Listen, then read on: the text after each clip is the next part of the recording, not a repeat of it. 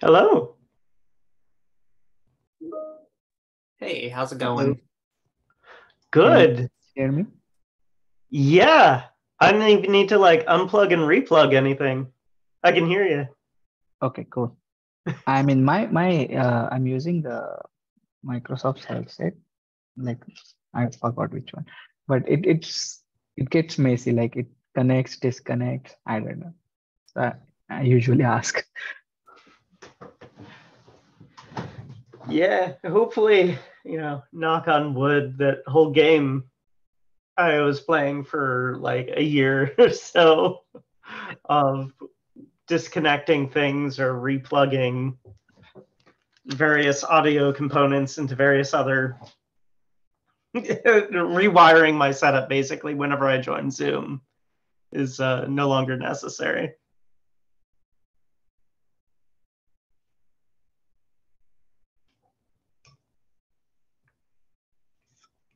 But it sounds like now you have the pleasure of flaky audio on join. I don't want to be there. No, it's a good conversation starter once the conversation can start.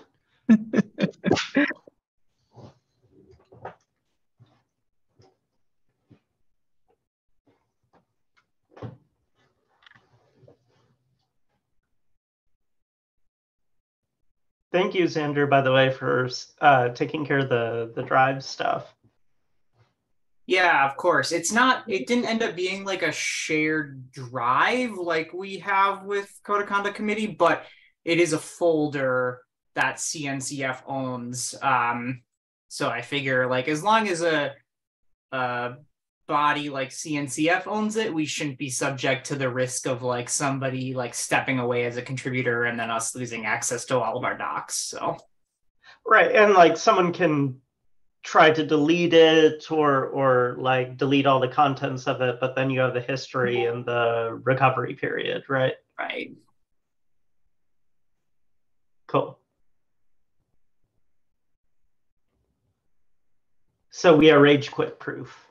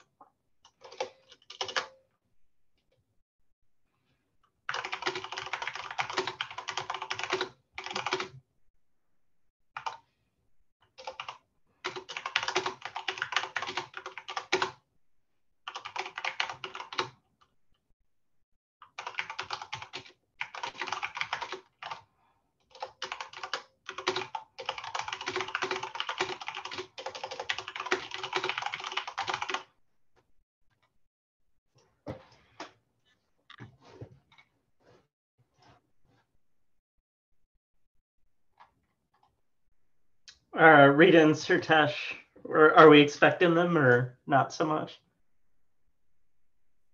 I thought so, but I guess I can ping them.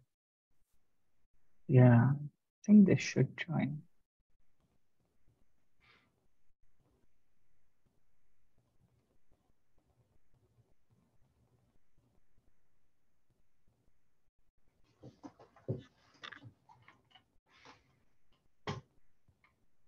Is there? Oh, there's a Rita. Maybe. Now she's audio connected. Hello. Hello.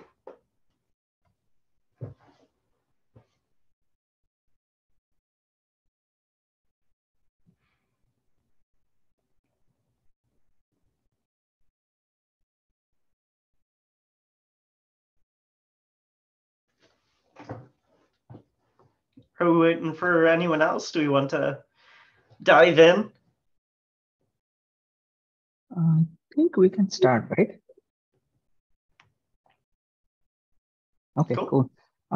So I think I just added the link to the doc for the results.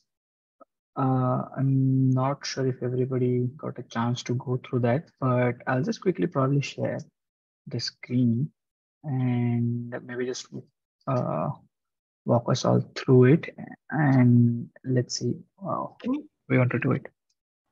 Can you remind me what the motivation for this was? Was this like for the sync set stuff, or when? Because we've always been syncing stuff. I'm curious what's made this salient recently. Yeah, I think this is for like for the sync essentially, like how does the memory allocation is, or how does it work when we have sync on. But I guess it's also like, I'm not sure if we don't have anything published in the OSS either for the memory requirements and things like that, or any load test results per se. So it's like maybe I don't know, bird in a two stone or whatever that is. But I guess that I think this will also be helpful for us to sort of put something out there to tell our users that, hey, we have done this load test, and these are the results that whatever we ran it for the last time. Gotcha. Yeah, so it's more just about like having guidance essentially. Right. And actually, I was just talking with Jay this morning, and one of his friends who's in NVIDIA, they are using Gatekeeper, and he specifically asked him like, hey, have you done any kind of this perf test? Like they are doing it on their end, but they are like, hey, is there anything that has been done in the community so that people will have some sort of a guidance? So I think that's like this will be certainly helpful is what I'm seeing. And I have like follow-up question which we can discuss later, but essentially what I would like to know thoughts from everybody, that how about we put this in our website as well. So but yeah, let's circle back to that. So let me know if you can see the screen. Yes, we can see the screen. Correct. Right. So I've roughly sort of divided this results into like three parts. So like I think the goal and configuration is pretty clear, like what we have used. So it's a 550 node cluster with a specific K8s origin and the gatekeeper origin, and that has been constant throughout the runs of this test. And I have like put certain numbers on this test when we are running when we are running this test. So for example, first one is one with a referential policy that I guess we discussed last time. Like if we are trying to run these things, then let's have a referential, let's run that with a referential policy so that it can actually refer to an OPA cache. And I see your comment here. ingresses, resource sync related content. Yes, so correct. So the way we are the way I running the way I have ran this is like maybe I can put a note over here.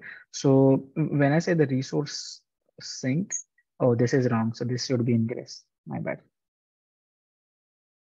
So the way I ran this test is whenever I'm testing with certain sync resources, I create them beforehand, or I create those many ingresses before. So roughly the order goes like this: like you install Gatekeeper, and if you're testing with sync, install those many resources of that type, and then enable the sync. And once you enable the sync, we are using cluster loader 2. So run that cluster loader 2 to sort of ramp the resources so that we can actually put some stress on controller and audit pod.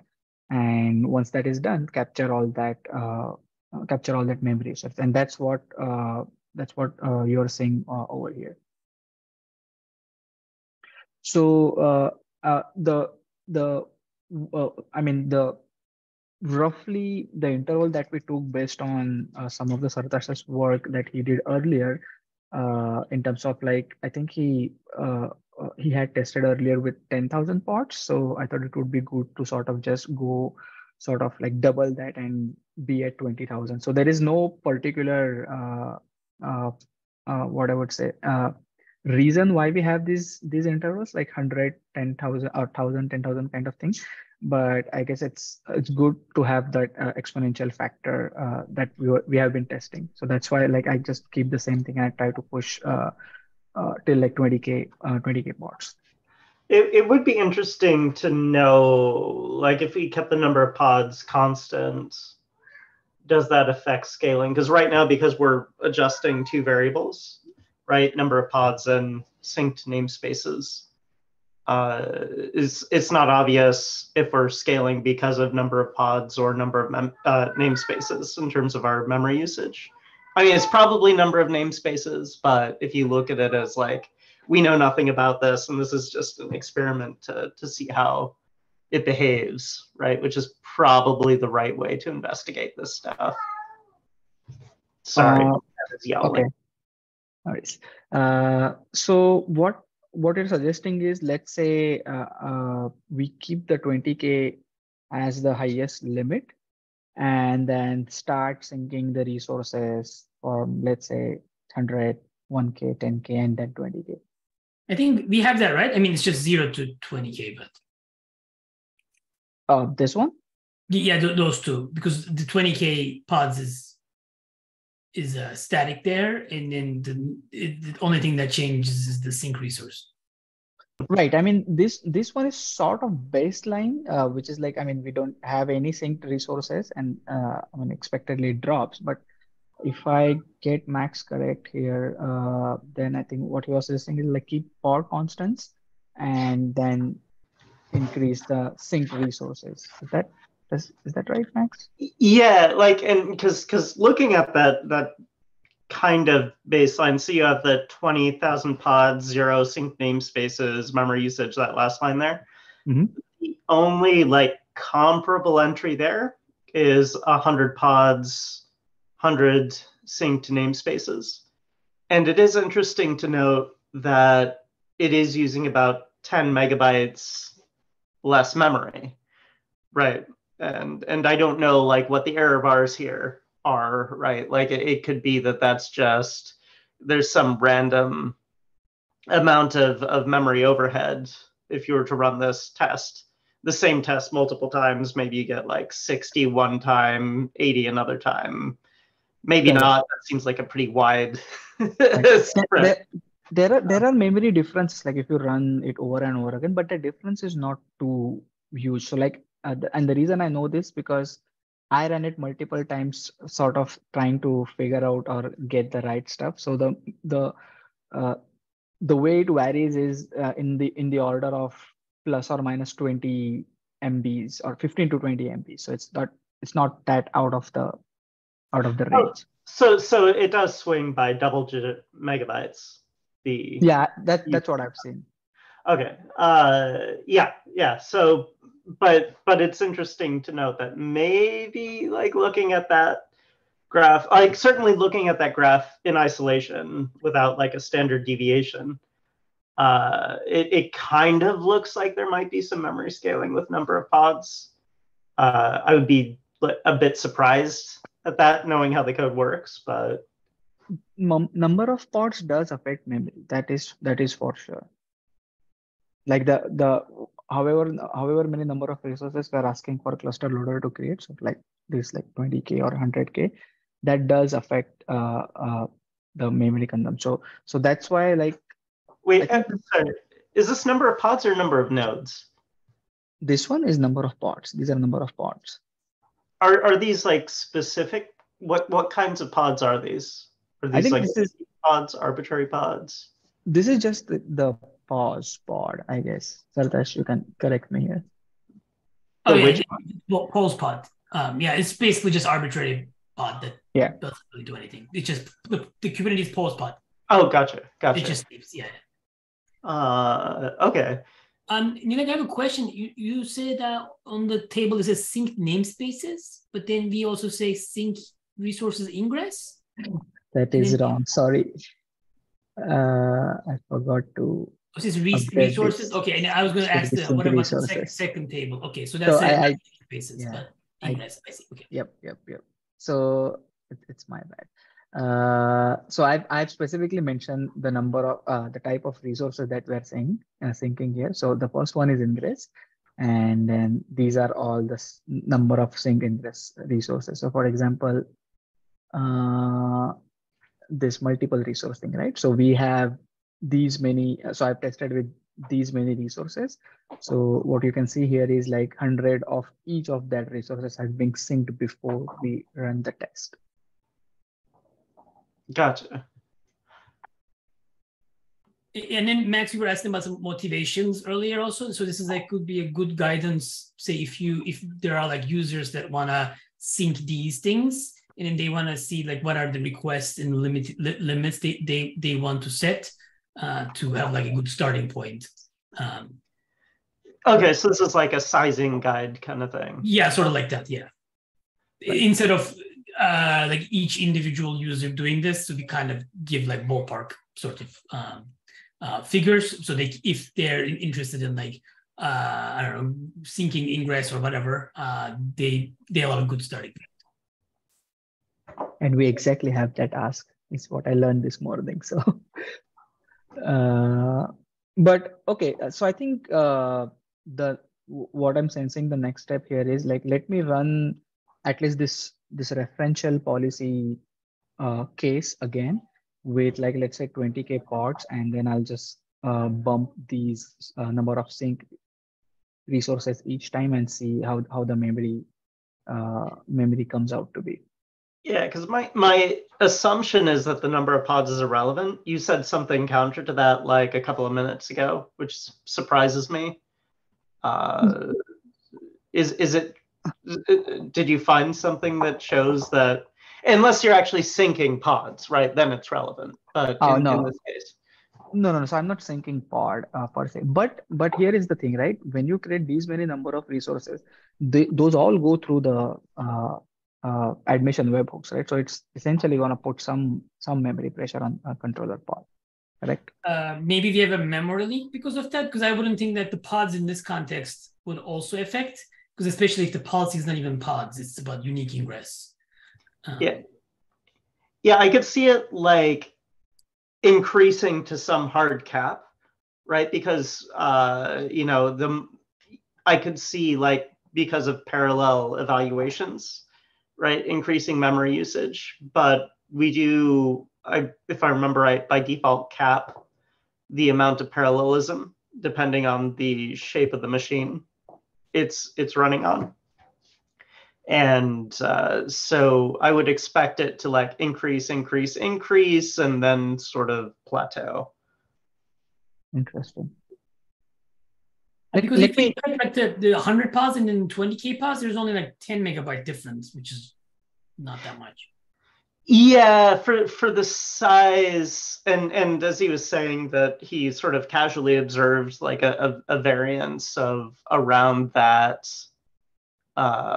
it's 10 megabyte size even for the same test. So that could just be noise. That's where error bars could be helpful, but that's more if we're like specifically trying to like measure behavior versus we have some like reasonable faith that this is well behaved, and this is more about like sizing, and it's sort of understood that these are guesses anyway.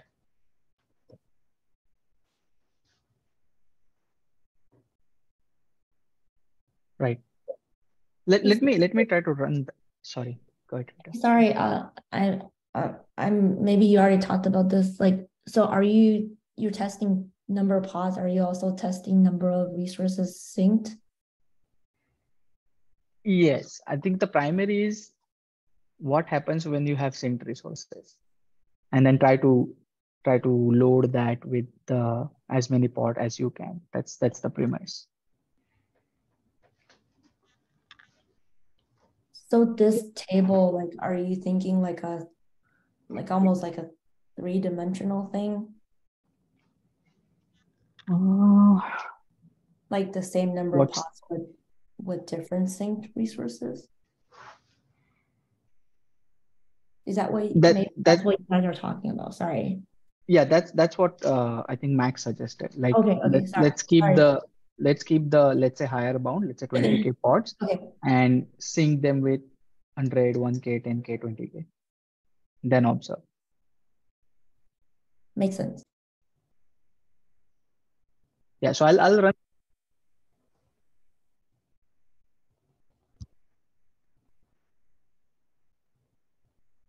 Sorry, if you're talking, it sounded like you may have cut out. Oh, that's my battery is dying. So I think what I'm saying is I'll run this particular case again with the constant pods and we'll come up with the result. So I think that's the next step. Sorry, Alex has a hand. Oh, hey, yeah, thanks. I think like I just wanted to take it back to like the reason why we're doing this, and like the reason to share maybe in the end. And I think when we share experiment results, it's important to share like reproducibility steps as well. So if I'm like a skeptical user and I want to make sure that I get somewhat similar results, I'm just calling out that in the finished product, whatever that is, like a blurb on the website or just like checked in somewhere in our GitHub repo, it would be nice to have like all the steps to reproduce this. I think that depends on if this is an experiment or if this is just a size guide, right? If it's a size guide, we could be a little less rigorous, right? Because there's a whole bunch of what's not fudging, but slack in all of this, right? Like the size of a namespace resource, well, that depends on the number of annotations and labels on the namespace as well, right? So if you're syncing 10,000 namespaces, right? Like, yes, a label individually isn't a lot of room. But if you're syncing 10,000 namespaces and the labels are like literally the same size as a namespace resource in itself, right? Because there's otherwise not much data in a namespace resource, then already you've doubled the memory usage, right? So gotcha. Well, in my view, like we would also include like a sample of what objects are being synced and what they look like. So not I don't want to say like a paper, but a little bit like a paper. Like, here's what we did and here's the findings, and you can double check us if you want to.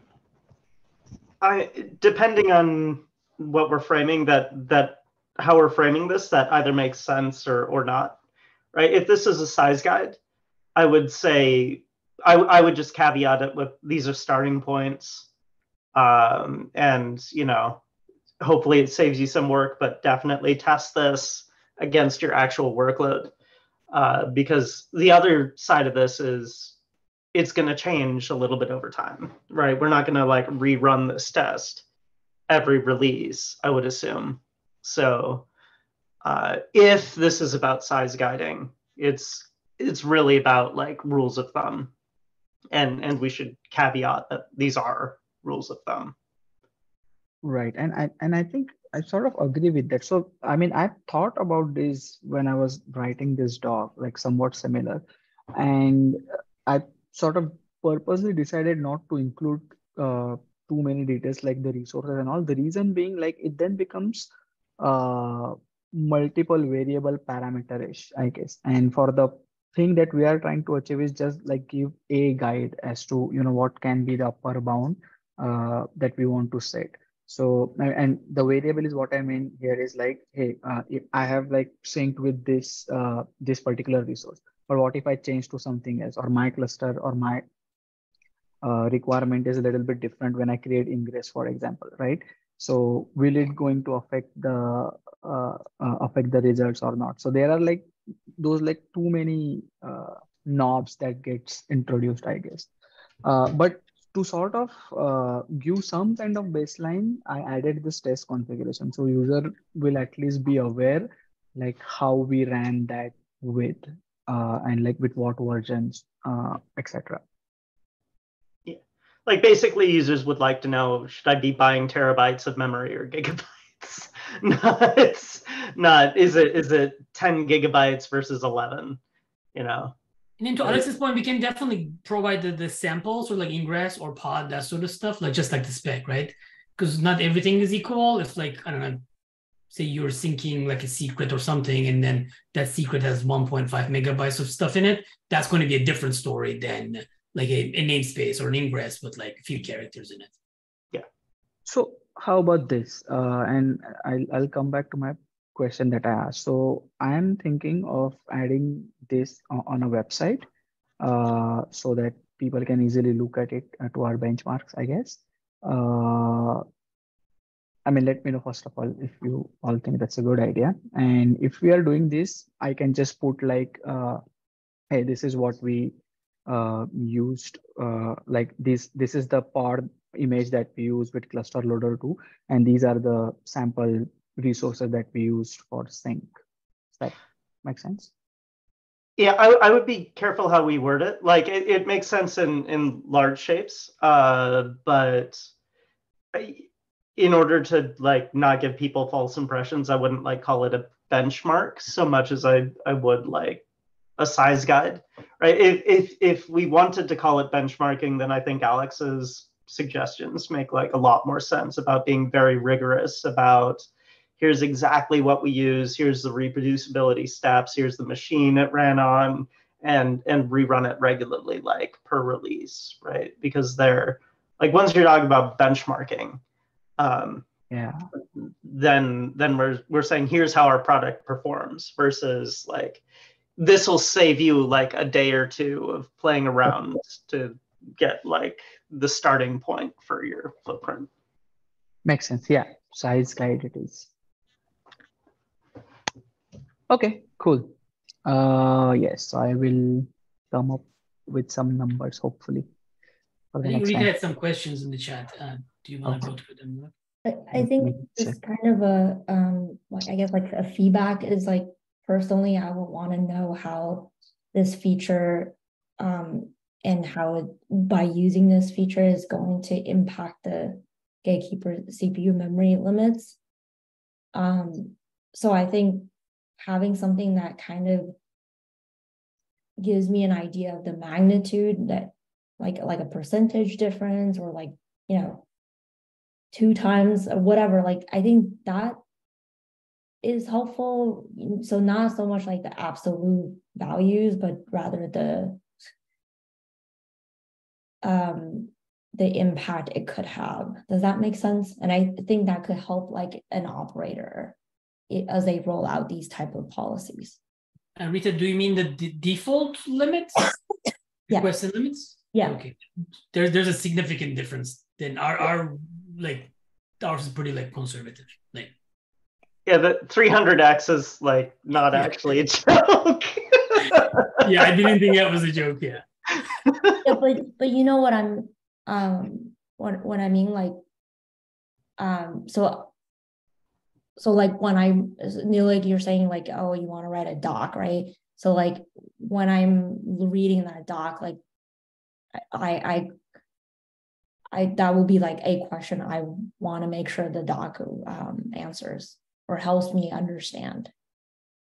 I still Good. didn't get you, Rita. Sorry. Like when you say, like what's the actual ask? Sorry. Like these tests is gonna help me understand by, by rolling out policies that require syncing resources, and depending on the number of resources it's actually going to sync, how does that impact a gatekeeper pod's resource limits? Oh, so got it. So let's say with and without and with sync, here is a relative increase in the memory consumption, rather than these are the memory consumption, is what you're saying?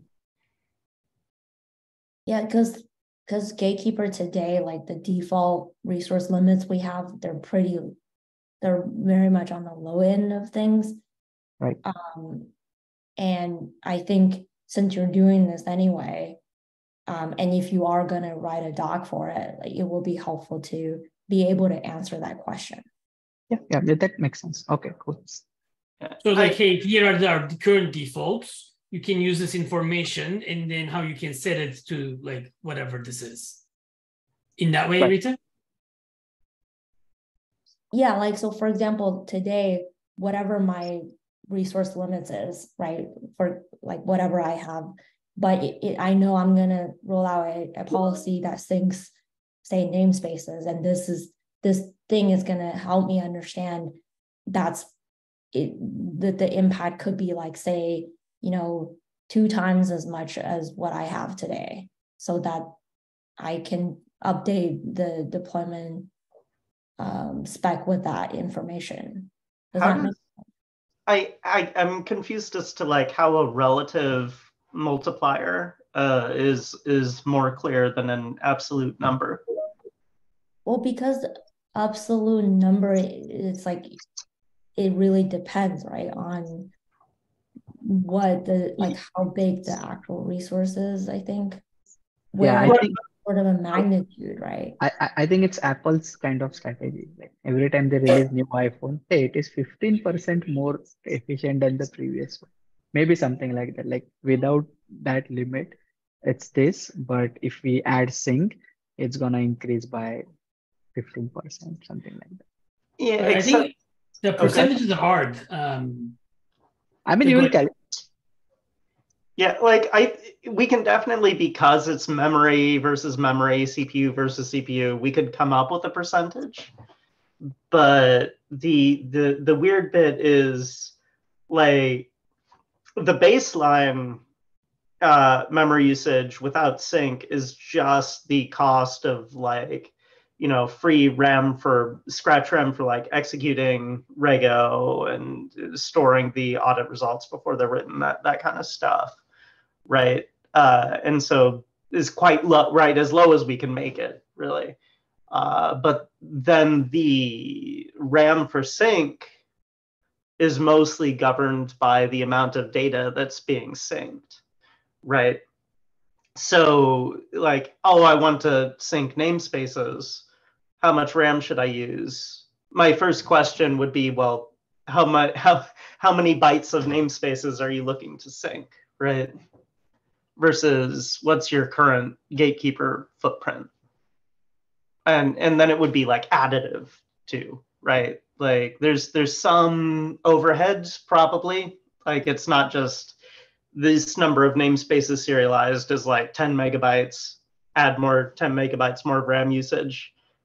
Probably the realistic thing is to take the serialized footprint of whatever resource you're looking to cache, multiply it by some factor greater than 1, and add that to your CPU footprint.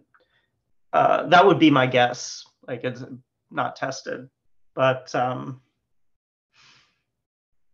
yeah. So I I would find it, at least for this though, because we're looking at, we actually ran Gatekeeper on a cluster that is of these sizes.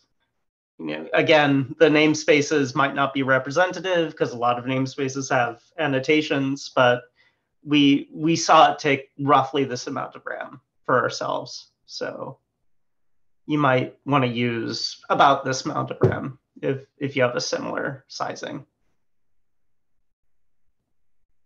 Does that make sense for the? Yeah, no, I hear you. I think your point is valid. You're saying even for magnitude, it's hard to give that kind of guidance because it really depends on the resource size. Yeah. And because of that, as a cluster operator, you just don't know that ahead of time. Well, cluster operators do. We don't, right? Because we don't know your cluster. Right. I mean, Well, even cluster operators, they might not because they can't control how big a size of this object that people are actually deploying. Right. They're just in the best place to. Yeah, so they can guesstimate, right?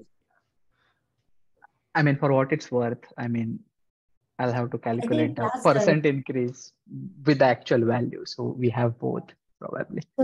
I think that is actually more helpful, right? Is to say, based on these tests, the rough estimate per resource is this size, and the increase we seeing in memory is this much. And therefore, for your own use case, that's sort of like the math that you need to do. So are you asking we should introduce the size of the sink resource? I'm saying we should say for our test, this was roughly the size, and this was the memory footprint. And Yeah, so no. for your, What's interesting here? Yeah, because I don't have the. I mean, I didn't really computed the size of resources that I'm syncing. So I'll have to go back and check like what actually the size is. But Yeah. I see what you mean. Yeah, because I think Max's point is it's math that you could do yourself, assuming there's not too much added other crap on top. So we kind of change like a 1 byte of Kubernetes resource to like how much that it ends up being on the sink, on the gatekeeper side. So if I put 1 megabyte of Kubernetes resource, the sink increased by this much. Yeah, like we should, if we try doing this, we should validate that this fits a linear function, right? That it should be like some constant plus some coefficient times the number of RAM at rest. Because if it turns out there's actually a quadratic or something like that scaling of RAM usage, one, we should really know about that. But two, that advice doesn't hold up as well, and users would basically just have to take our numbers and experiment, like just use our numbers as a base, at least for now. I mean, that's the whole point right now. Which is the whole point, that we want provide the base or sort of a guidance, right? Right. And so the question is, how much guidance can we provide, right? If it's linear, then we can give them a rough equation, right? So even if we don't have a number on this table that specifically fits their use case, they can like, serialize, they can dump their K8s cluster and run the math themselves. If the behavior is less well behaved, if the caching behavior is less well behaved, then really they should only use our numbers, right? Because it'd be harder to extrapolate. Correct. Yeah, I mean that's fine. I mean these are like valid points. That's for sure. It's really, I mean, it came up with my discussion with Sartash. Like it's really how we want to go into the rabbit hole of this, because there are like too many parameters that we can change, and I think our idea when we started doing this is like, let's keep most of them constant and see what we can come up with, or what does we get back. But cool, I'll do these couple changes and let's see what the result we get. Yeah, let's just see how useful we can get. Like, knowing this information will be good for us, even if we never publish it as guidance. And yeah, caveat it and publish what useful information we can extract. Cool. Thank you for the feedback. Yeah, I think that's about it from me. Yeah, I left some other comments, but I think we kind of covered them already, just in the discussion, like looking at size of resource, that kind of thing. Yeah. So size of resource is one that, as Rita mentioned, and your point of keeping the pod constant. So I'll run with these two in mind and see what we get. Yeah, and if you can do a linear regression, I would be very curious to see how well it fits. I'll try.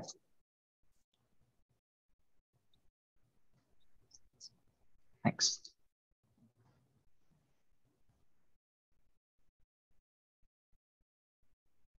Thank you.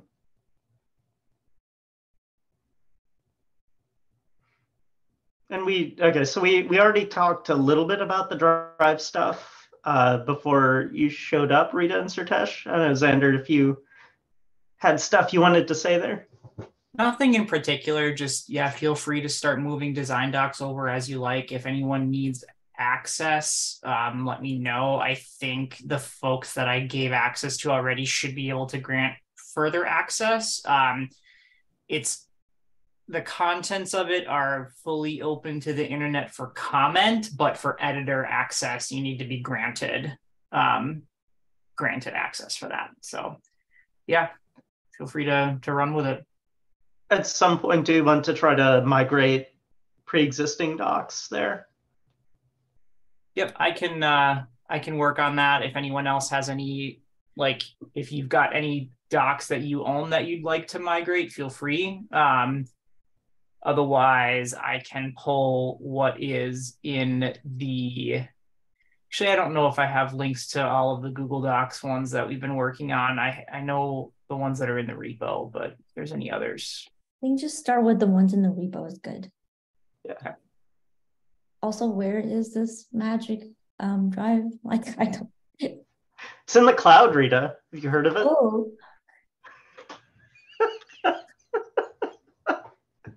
Let's see. I mean, actually, don't share it here. Maybe just share on Slack. I don't know if there's any security concerns. So Hackers will get it. yeah.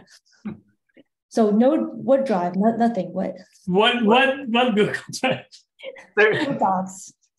Hey, There is no cloud. The cloud is a lie. Xander, real quick. Somebody else's computer.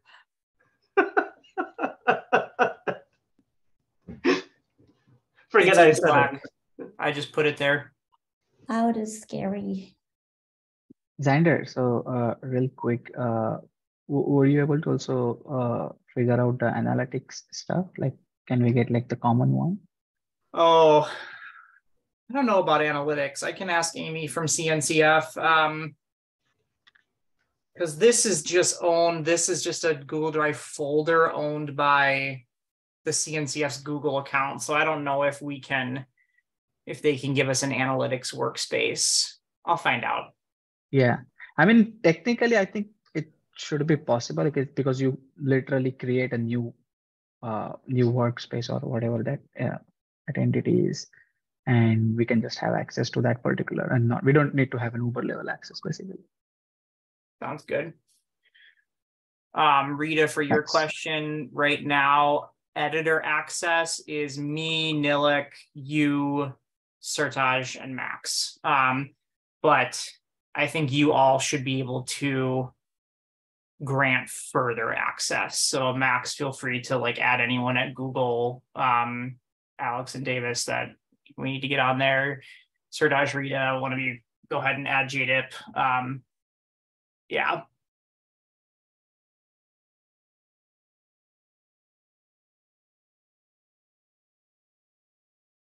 all I got.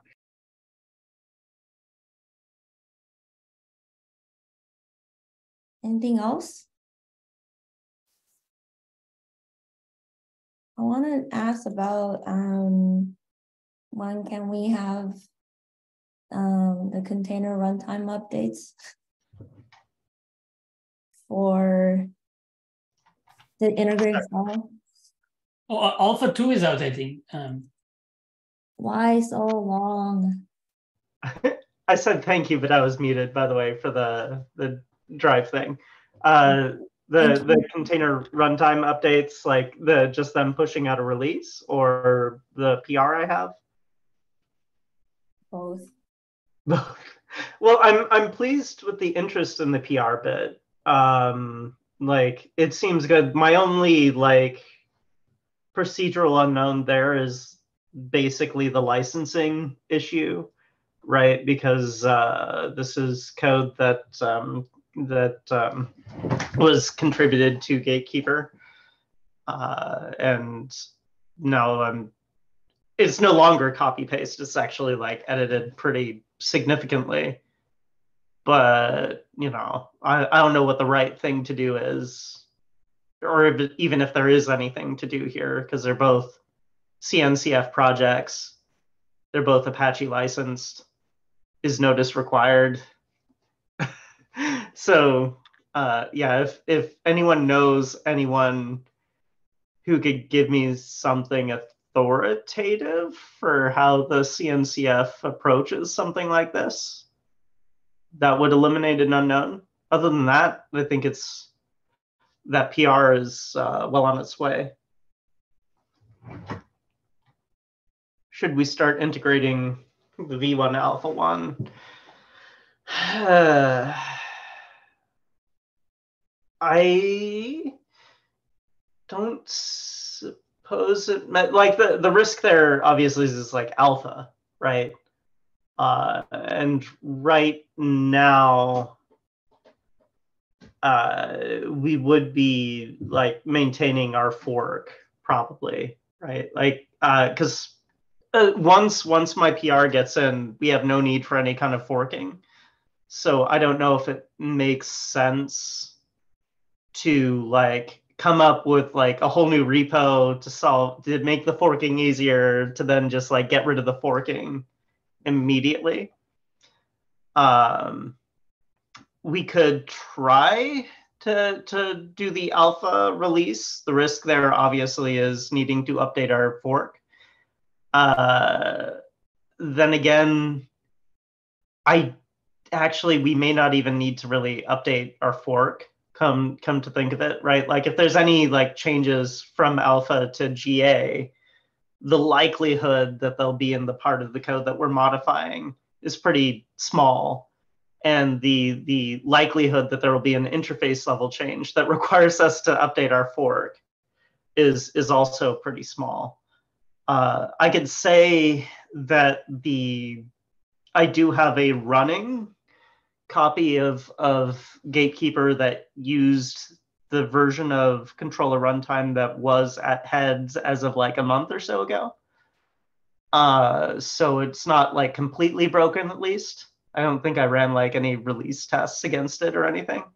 So it's feasible. Is that the fork? That's the fork. Sorry, what you just said.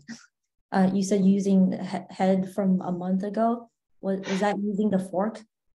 Yeah. So basically, what I did was I was playing around with validating emission policy, and so I took controller runtime, right, and I cut.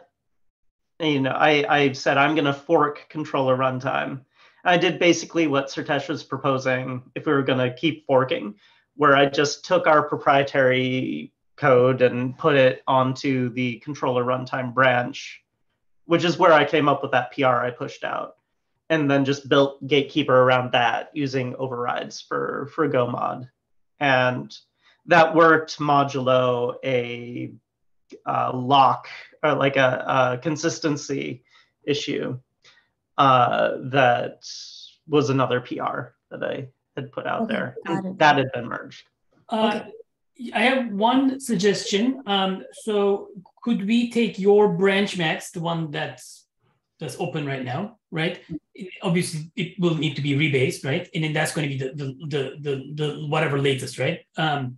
And use that in constraint framework. Sorry, take that and then publish it in Open Policy Agent, for example, like somewhere, and then render that in constraint framework and in Gatekeeper, and remove the third-party fork, basically.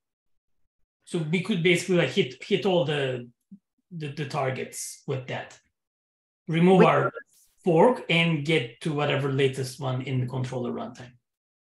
We could. I think the question is if we want to do that and then get rid of that immediately. Yeah, and if you have to get rid of it, then we just basically change it to the whatever latest in the controller runtime. It'll be a no opting because your code already has merged. They already cut the release, and then there's no changes. Well, the repo would probably need to stick around because otherwise we would break that older release of Gatekeeper, right? Oh, like, we would never make a release, I guess. This is just with like temporarily.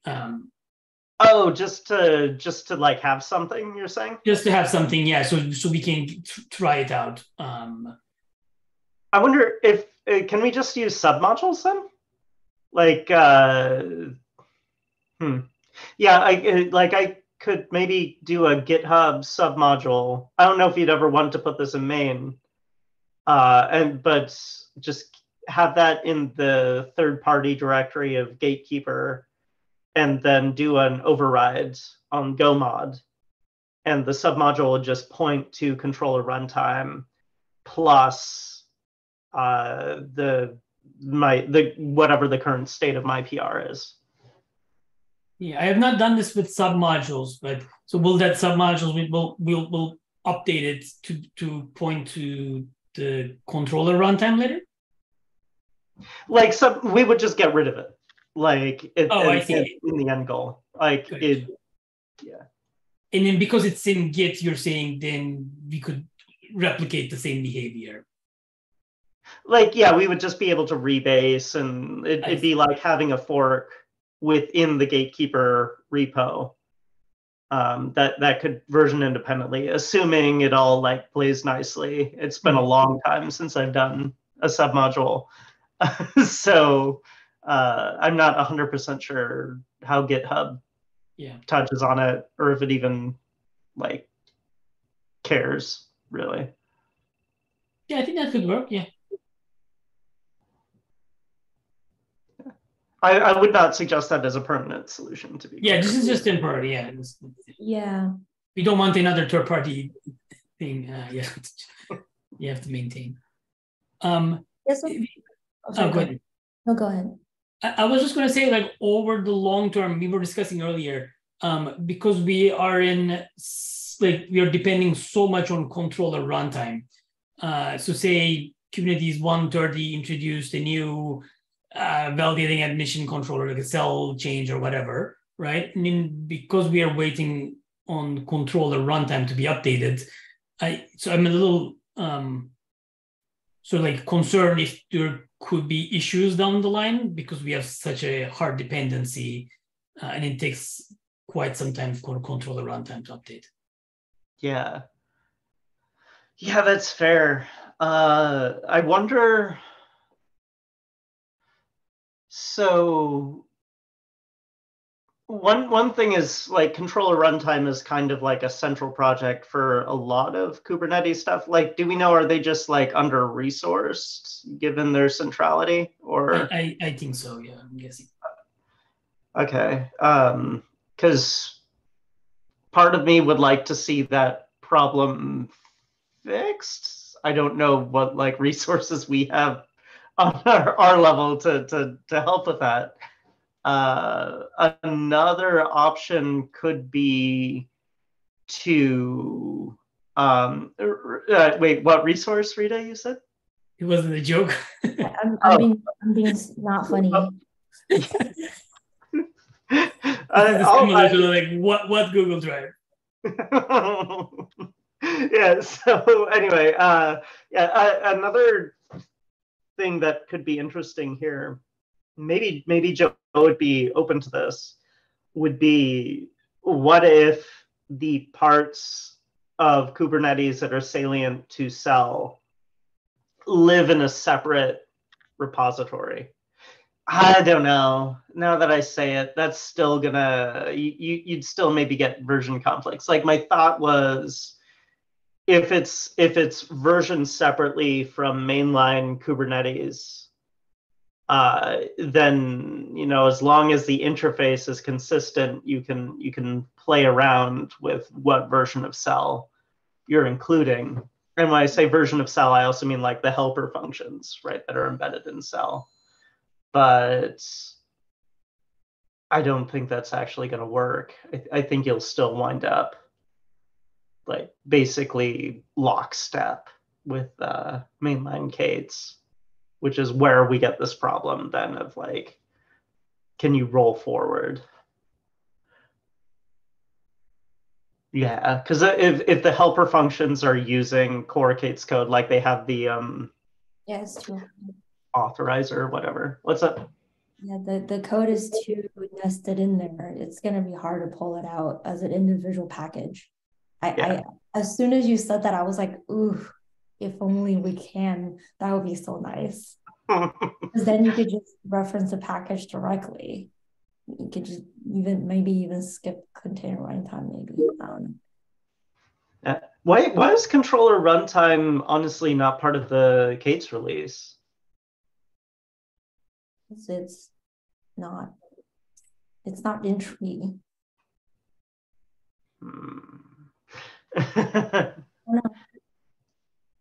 Was it? It's a good question. I don't know. Like, what would our alternatives be? Like, just re-architect Gatekeeper to not use controller runtime?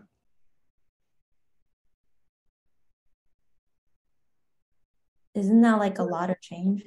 Yes, and a lot of like controller runtime does a lot. You would add a lot of code just to get. I mean, what realistically, I mean, obviously we know this is a risk, but like realistically, what are the risks that y'all can think of? Like, I think staleness is the risk, right? Like we're actually experiencing the worst case scenario right now, right? Where we're sort of blocked on having a usable. Well, right now it's especially bad because there isn't one, right? Yeah. But in the future, it would just be incremental changes, right? Right now it's 0 to 1, right? So my question is more like, once we have the Cell stuff in container runtime in the future, it would just be incremental changes, right? And so if we are lagging behind, what is the real risk here? I mean, one I can think of is like, say, security risk, but I don't know. Not so much. Like there would need to be a security problem in the Cell code execute. Yeah. So let's ignore. Well, could happen. Not ignore, but like if that happens. But let's say if that happens, how do we deal with it? Well, Kubernetes probably, like, if it's a significant enough serious. What's up? We will fix it in Kubernetes for sure. But container runtime, when will container runtime get it? Well, but also Kubernetes will fix it for the past few versions if it's a serious security issue, sure. Right? So that helps things. Okay, that's fair. But again, we're still waiting on container runtime. Yeah. Yeah. I think your point though is well taken, that the cost of being behind decreases over time. I don't think, and it is going to be kind of an exponential curve in the good way, right? The 1 over x exponential, not the x to the n exponential. Oh, sorry. I just have one question I really need to ask is, remember we talked about having Gatekeeper controller read the constraint template and creating the validating emission policy resources, like that, like once the cell thing is created, or even now, right? Even without the container runtime update, we could work on that, right? Yeah, that's just blocked on having a cluster that understands those resources. Right. But for the audit piece, because we need the driver, that's where we need the container runtime change, right? Right. So then in theory, the emission time only change for the resource to create those resources, we could do it like now. We could. I don't know how much utility that would have. Like, are there any clusters in the wild that have this change yet? Yeah, 127 or 126 plus. Like, are what's that footprint? I don't know. I'm not asking about like how. I'm just asking like, should we do it? Doesn't it need a future flag? It does, yeah. And we could do it with the kind, like, right? That's easy. I think one concern is I don't think we want to accidentally release that, because that would like have like the admission part of it, but not the audit. Oh, I mean, all this will be under a feature flag, right? I'm just saying, I'm sorry, I know we're over, but like, I just want to say that part is not blocked. That's all I'm trying to say. Oh, yeah. Right, but for the audit, yeah. For the audit, yes, we're blocked, yes. And I think that could start like anytime, really, yeah. And then, I mean, a quick question on the future flag. Do we want to do this with a future flag or without a future flag in 3.13? We need a feature flag regardless, because we're going to try to set up a watch for these resources, right? And that's going to fail on older clusters. So we need to gate whether we try to watch based off of, based off of cluster version, but that's not our thing. We need to give people the ability to gate based on their cluster version. But is it opt-in or opt-out? I would say opt-in right now, just like because. All new features is opt-in, right? Yeah. This is no different than other Gatekeeper features. Yeah. Yeah, and plus, like, I'm guessing it's less than 50% of K8s clusters are on a version that understands VAP conservatively. Yeah, I think we are looking at it very optimistically, because like upgrades are a pain, and yeah, people are not in the latest versions. Yeah, I guess like another point I'm trying to make is because we said we want the cell integration to be part of the next release, right? I do think this is part of it. And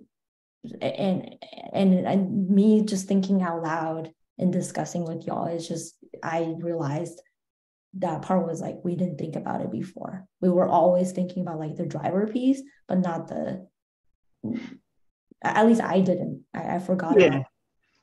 Well, and they're kind of linked in the sense of, because we're taking a constraint template and recasting it as a VAP object, right? That implies that we have a constraint template that can be recast as a VAP object, which means we need a schema for the engine, which basically means deciding on a schema that the driver would consume.